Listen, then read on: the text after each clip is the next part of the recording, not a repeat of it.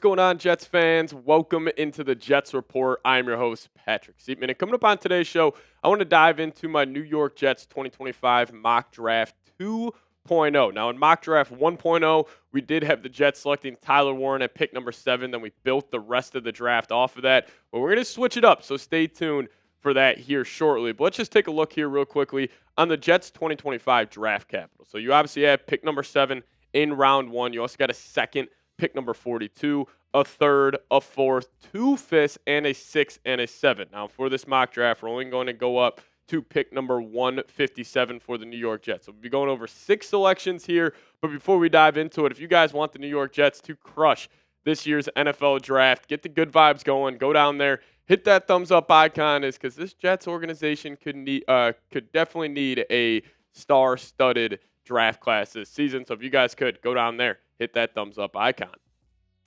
So we're not going Tyler Warren here at pick number 7, even though he is still my dream pick, but we are going to have them selecting Missouri offensive tackle Armand Membou. Now, I have made this crystal clear. It's either Tyler Warren or it's this guy right here, Membou, for pick number 7. I think that's the best kind of course of action for this Jets front office, and Membou was awesome this past season for Missouri, playing in 827 snaps, had an overall PFF grade of 90.4, solid in the pass and the run blocking department, posting really good grades there, and he did not allow a single sack at all this season, and he only had 4 penalties. And this guy, Armand Membou, he's getting Trent Williams comparisons just in terms of his size, his athleticism, his technique, which is obviously high praise for one of the best left tackles we have seen over the last 15 years in the NFL. But why I want the Jets, if it's not Tyler Warren, to attack Armand Membou here is because I actually think you would have a pretty damn good offensive line. Like, I love the interior. Like John Simpson, Joe Tippmann, and Alijah Vera-Tucker. Obviously, health being a big issue, especially with Vera-Tucker. But when he is on the field, he is still a very productive guard. But you would lock up the 2 tackle positions, Olu Fashanu, Armand Membou. Hopefully, Fashanu ends up working out. Then, I got a lot of faith in Membou being one of the better right tackles in the National Football League. And I was just thinking about Aaron Glenn.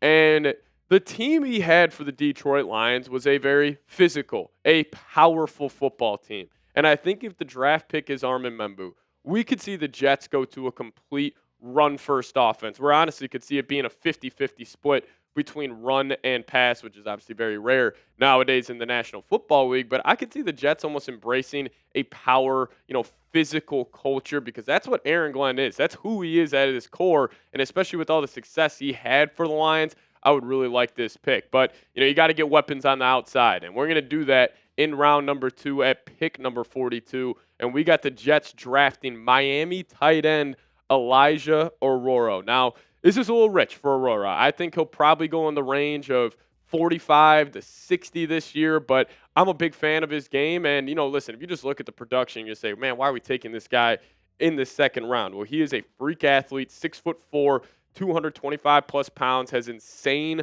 wiggle to his game, sure hands. And, he was the safety blanket for Cam Ward this past season at Miami. 35 receptions, 590 yards in 13 games, but he also does have that big play ability, 16.9 yards per catch. And I've seen this pro comp floated out there a lot for Arroyo of Zach Ertz. I'm a big fan of this comparison. Now, I don't know if he has the mental side of the game that Zach Ertz does, because Ertz was so good, especially as he started developing throughout his NFL career, is just finding those soft spots in the zones and just sitting down there. Now, if he can, if Arroyo can develop that side of the game, plus you pair that up with his athleticism, we could be looking at one of the sneakier pickups this year in the NFL draft. And honestly, the top 3 tight ends, whether that's Tyler Warren, Colston Loveland, or Alijah Arroyo, I think all of these guys are going to be home run picks at the tight end position. But this is our first 2 picks here in our mock draft 2.0. You go round 1, pick number 7, Armand Membou, and then you get a weapon for Justin Fields in round 2 at pick 42. But I want you guys to get down in the comment section. These are the first 2 picks for the New York Jets. How would you be feeling? Grade my first 2 picks. Give me an A, B, C, D, or F. Now we're going to get another body next to Quinnen Williams here in the 3rd round. Pick number 73.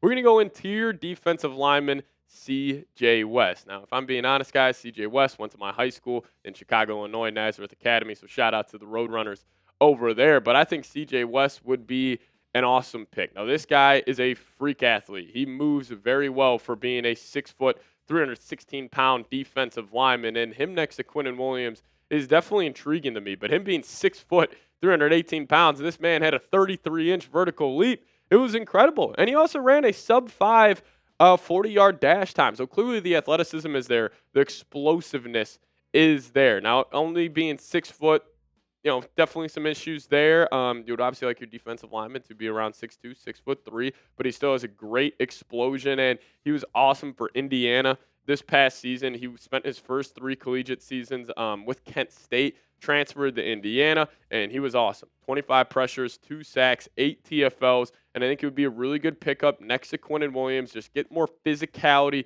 get more aggression at that defensive line, and CJ West does just that. Got an incredibly high motor, great work ethic, and I could see him, maybe if it's not like years 1 or 2 where he's popping, making impact plays, but I could really see him, years 3, 4, and 5 of his career being one of the better interior defensive linemen in the league. So I like the idea of going offensive line, you get a weapon in round 2, then you go back to the defensive line in round 3. But round 4, probably why you guys clicked on this video, we're going to have the Jets taking Will Howard at pick 110. Now, will he be on the board? Big question mark, because we know how desperate some of these teams are for quarterbacks, and maybe the Jets, if they really like Will Howard, they could trade back up into the 3rd round, take a 5th, take a 4th, and maybe they try to go get a 3rd round pick to land Will Howard. But he is a big body, he's got a big time arm, and he was awesome in the college football playoff, throwing for over 839 passing yards in just 3 games. He was very, very accurate during those 3 contests, throwing 72.5% completion percentage. Did have that 1 interception. Didn't end up to hurt Ohio State as they continued on to go win a national championship, but 6 total touchdowns as well. And he had 42 total touchdowns on the season. And his completion percentage, being 73.1, is awesome. Now, keep in mind, he was throwing to the best wide receiver core in the nation and probably one of the best wide receiver prospects we have ever seen in Jeremiah Smith. But I like seeing that improvement from him from his days at Kansas State, and they really took that next leap here at Ohio State. But his RAS score, pretty solid as well. Now, he did not run the 40, so we don't have the times there, but he did have a 31.5-inch vertical leap, and he comes in at 6'4", 236 pounds. So this is a big body, and also I like the idea of Will Howard being the draft pick because he gives you a different taste than Justin Fields, where Fields is like, I'm trying to use my athleticism as my main part of my game, where Will Howard, his best part of his game is that big old right arm, can touch every blade of grass on the football field. Now, it comes down to decision-making for him because he does kind of have a lot of, WTF plays, little Daniel Jones, Will Levis-esque in his arsenal. So it's an interesting pick. I would be down for a 4th-round flyer on him, but what say you? Would you draft Will Howard? Give me a D for draft or give me a P for pass. Now, we're going to have the Jets trying to shore up the cornerback room here in round 5, and you're going to take Ohio State cornerback Denzel Burke at pick number 145. Now, Denzel Burke, freak athlete. Just get that out there right away. This guy, he's got all the tangibles and all the athleticism you would want in terms of a corner translating to the next level. And he had 4 PBUs, 2 interceptions, 2 pick sixes this past season. Only gave up 34 completions on 47 attempts. So, the production is there. And I know what a lot of you guys might be saying is like, man, we should be probably targeting cornerback earlier in the draft. The reason I'm waiting until round 5 is I think you have to play into your coaching staff a little bit. And I would have faith in Aaron Glenn and Steve Wilks getting the most out of whoever it may be at that cornerback too.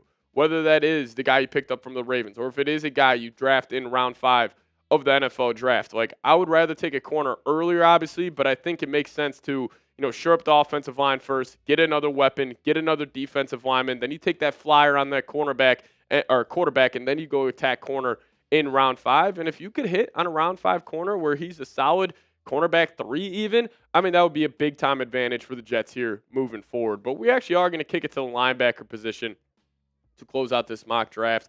And we're going to have them taking one of my favorite players in the NFL draft, and his name is Kobe King. This guy is one of the most physical football players coming out. Now, he is very undersized. He really struggles in coverage, but the things I love about him are his elite instincts. Like, this guy flies around the football field. He's just got a knack for getting to the football, getting his helmet on the football. Kind of reminds me of Jamie Sherwood a little bit in terms of just how he's flying around the field. Great instincts, like I was saying, and he's just an old school linebacker. And my pro comp for him is actually Vikings linebacker Ivan Pace Jr. because Ivan Pace was supposed to be a top 100 pick, went undrafted because of his height and his coverage skills. But Ivan Pace, he is kind of that wrecking ball in the middle of the Vikings defense, and they blitz him on almost every single snap. So I could see Kobe King kind of being that gadget guy defensively where it's like, hey, we need to go get, a huge run stop or something. The team's trying to run the football out on you. You just put Kobe King in the lineup. He'll go be that wrecking ball and, try to make a play. But I got Ivan Pace as my pro comp for him, and I would love for him to be the pick in the 5th round. But if you guys like this mock draft of us going Armand Membou, Alijah Arroyo, CJ West, Will Howard, Denzel Burke, and Kobe King, hit that thumbs up icon if you would be cool with the Jets leaving the draft with those 6 guys. Also, friendly reminder, hit that subscribe button, lock us in. Do not miss a thing around your New York Jets. See you guys next time. As always, go Jets.